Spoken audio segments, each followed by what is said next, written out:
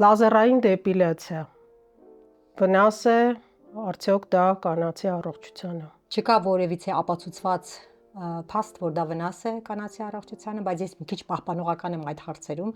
եւ եթե ինձ մի աղջնակ դիմեր, ես կասեի, եթե կա այլ տարբերակ, միգուցե ընտրես այլը։ Այո։ Երկրորդ հարցը սուր, նեղ ներքնազգեստ, օրինակ ստրինգեր։ Վնաս թե ոչ վնաս։ Չէ, իհարկե վնաս չեն։ Վնաս չեն։ Պաշտպանության ամենաարդյունավետ տարբերակը։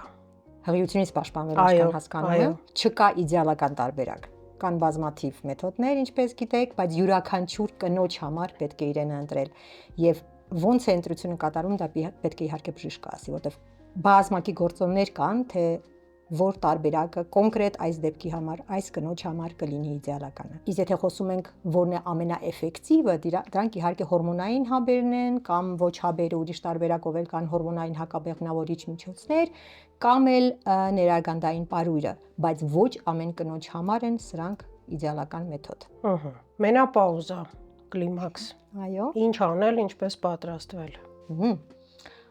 Նու ինչպես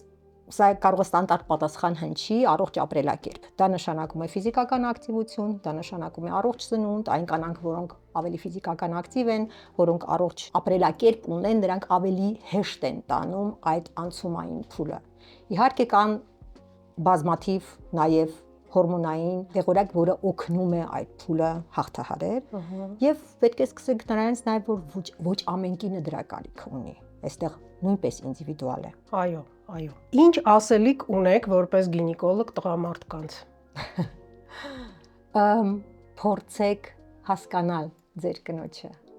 Փորձեք ձեր սիրելի կնոջը ընկալել սիրով, որովհետև կանայք էլ հեշտ չեն։ Ես դա ընդունում եմ։